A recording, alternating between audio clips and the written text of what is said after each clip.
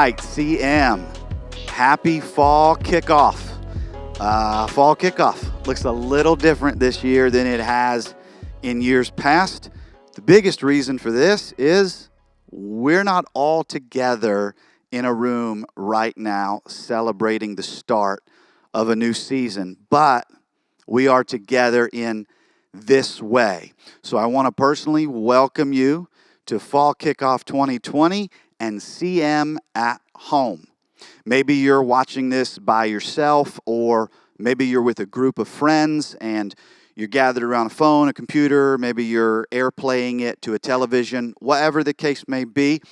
I hope that you still feel a sense of community, even when we can't necessarily all physically be back together here in this fall semester that we are calling CM at home. We're also going to have, as you'll notice on YouTube, certain dialogue questions just for conversation with each other. Now, if you're watching this by yourself, what I want to encourage you to do is read those questions and maybe just have that internal dialogue, or maybe FaceTime a friend and have that conversation. The goal is that as we learn together, we grow together because we still have community together in the ways that are available to us in this season of time. And speaking of this season of time, we are kicking off a new series in a new season, and that series is called The Waiting Room. The waiting room is something we've all been familiar with. We show up, we sign in, we ask how long it's going to take, they give us a time domain, and it's usually a lot longer than that time domain that they give us. And in that waiting room, we look around and we discover patience, frustrations, and so many other emotions that we experience in our time in the waiting room.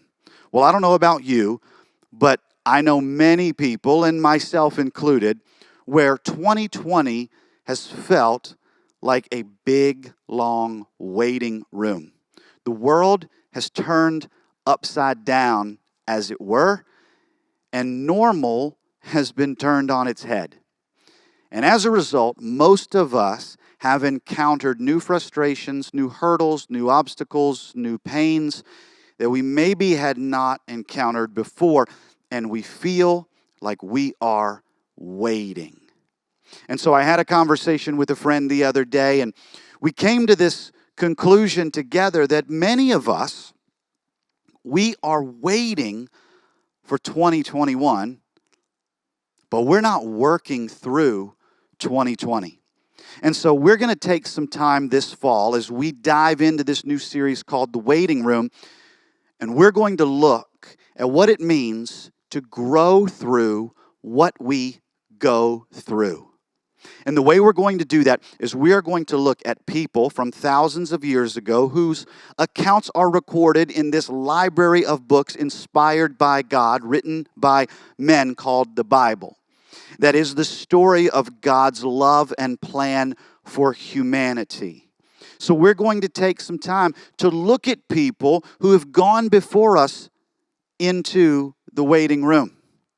Because maybe you feel like 2020 has revealed a new sense of topsy-turvy in the ways of humanity. Maybe it's brought to light new evils for you that you've encountered, or maybe you've seen on the news or through stories, or new trials or new frustrations. And while these trials and evils and frustrations will manifest themselves in different ways, what we're going to learn is that this is not a new thing for people who follow Jesus.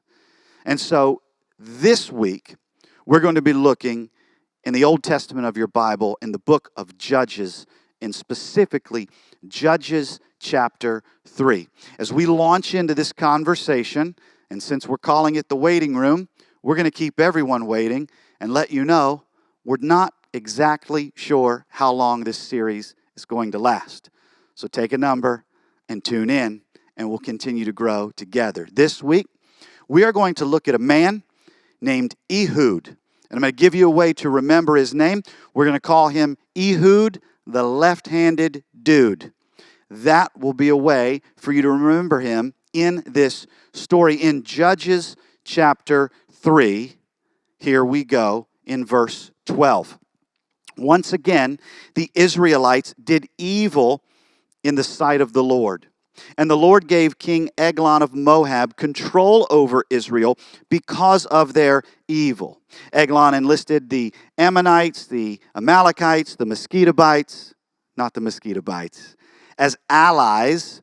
And then they went out and defeated the Israelite people, taking possession of Jericho, the city of palms. I want to give you some context here. The people of God, what we would read as the Israelite people, the Israelites, God's chosen people through Abraham, right? We know if we go back in Genesis, the first book of the Bible, we read that God was going to make many nations, and we would call them the Israelite people. They had been through so much at this point.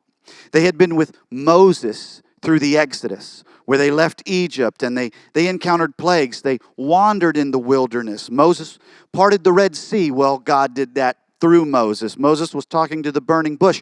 Moses came down with a few tablets of stone with rules for humanity that are ubiquitous now. We know them as the 10 Commandments. There were snakes in the desert. God provided food. He provided healing. They were a part of this. They were generations through this into Joshua and the battle of Jericho. It's interesting, they fought to liberate Jericho, to take over Jericho.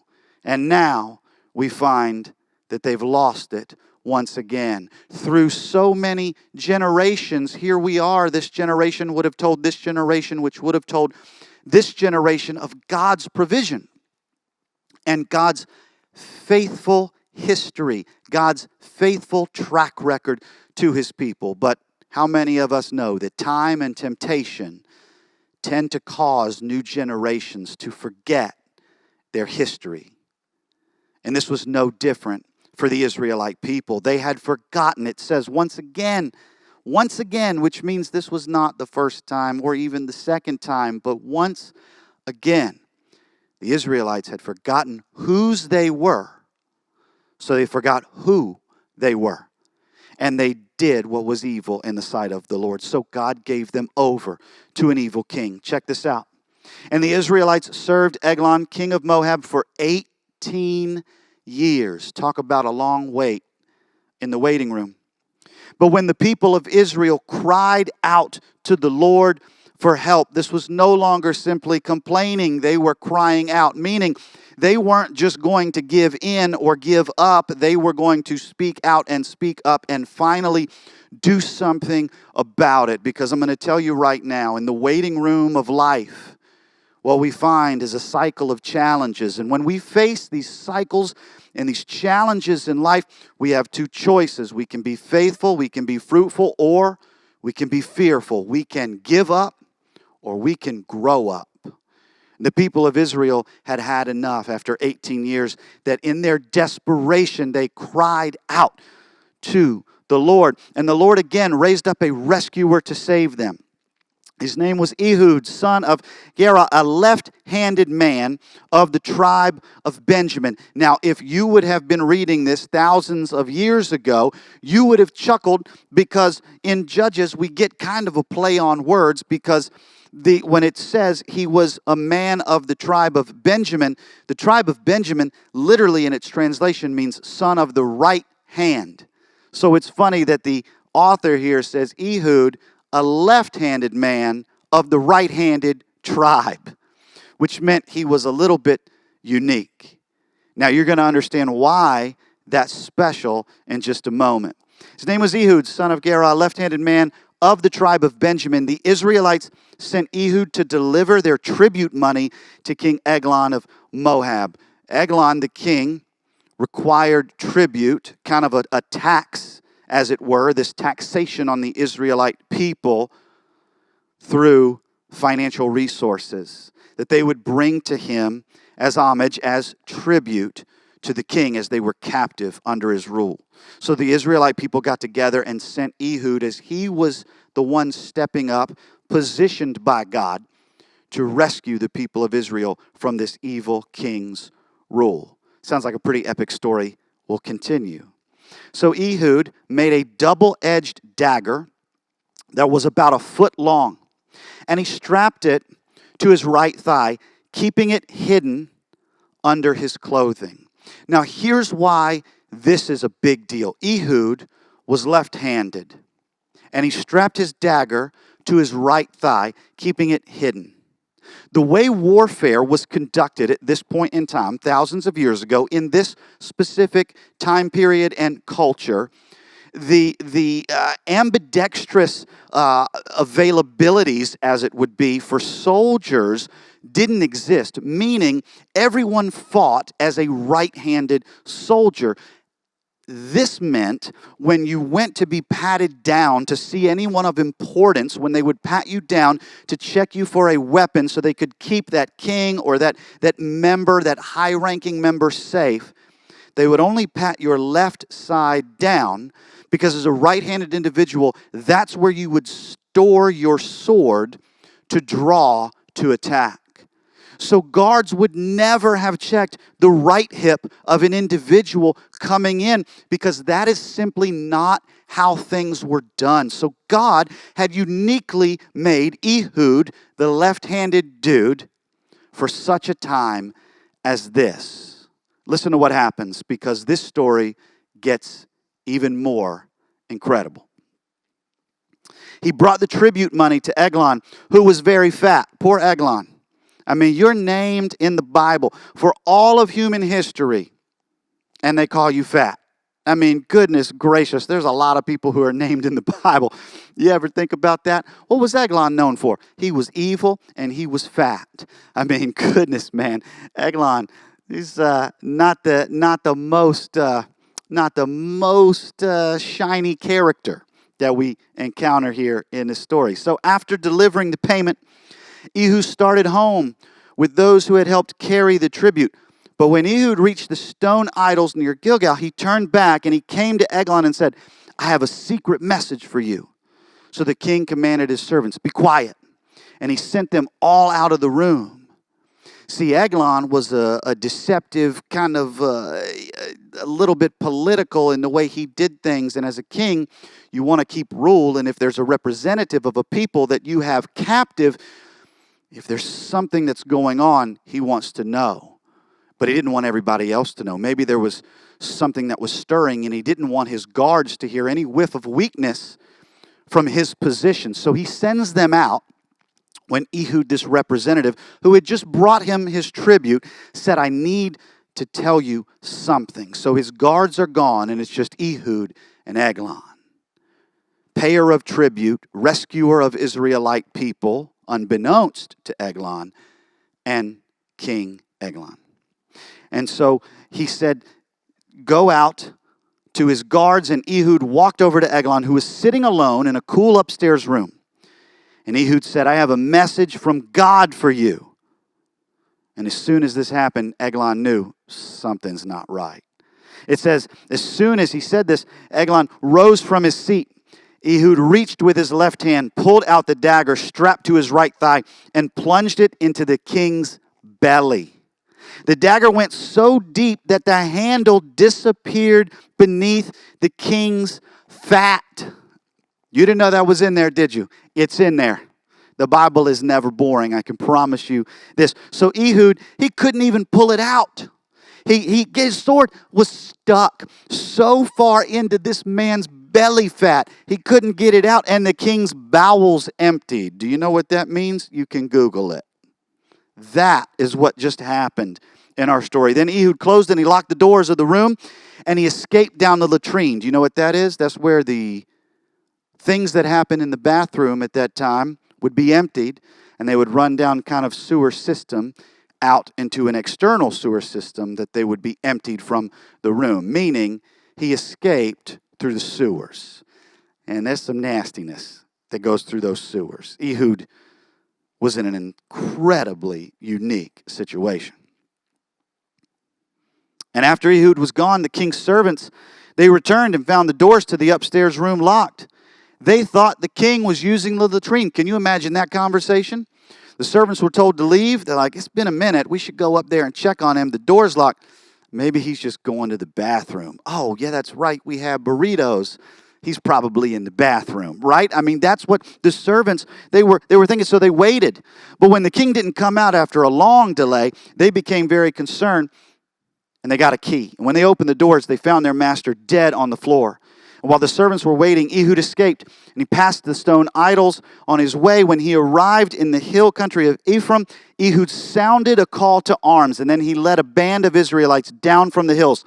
"Follow me," he said, "for the Lord has given you victory over Moab, your enemy." So they followed him, and the Israelites took control of the shallow crossings of the Jordan River across from Moab, preventing anyone from crossing. They locked it down, and they attacked the Moabites and killed about 10,000 of their strongest, most able-bodied warriors. None of them escaped. So Moab was conquered by Israel that day, and there was peace in the land for 80 years. Now, that is an epic story, an incredible story that most of us, if we're being really honest, didn't even know occurred in the Bible. You'll remember it now, I can tell you that. But I want us to focus on something really important.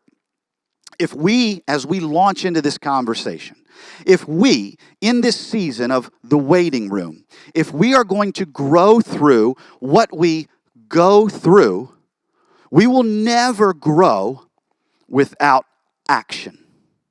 See, the Israelites had been captive by this evil king for 18 years, and they may have wanted to grow. They may have wanted rescuing. They may have wanted relief. They may have wanted new opportunities, new days ahead. None of that happens without action.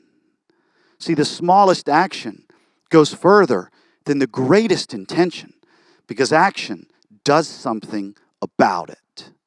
So the question for us as we look at this story, if we're going to grow through what we go through, what step will we take to grow through this season?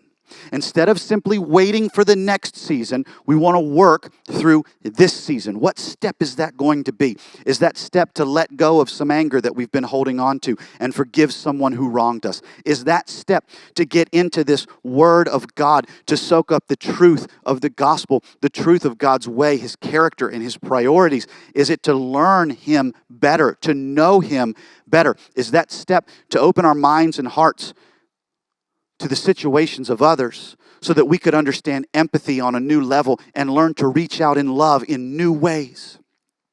What is that step for us? Because in order for us to grow, we are going to have to take action. Because here's what I am learning in life. Are you ready? We don't see God's plans until we surrender to God's priorities and walk on God's path.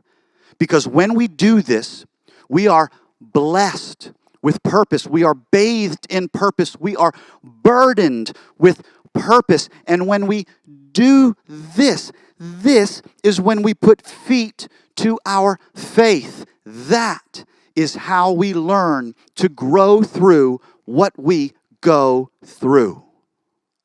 So for all of us watching, what step are we going to take? Are we going to simply wait for the next season? Or are we going to work through this season? Are we going to say, God, what are you doing to me? Or are we going to say, God, what do you want to do through me? That is our week 1 of the waiting room. As always, we love you guys. If you need anything, feel free to DM us, email us, contact us, however you need. I pray this is helpful to you in your journey with Jesus and that you're getting to experience community on some level in this season. We love you all. We will see you back right here next week.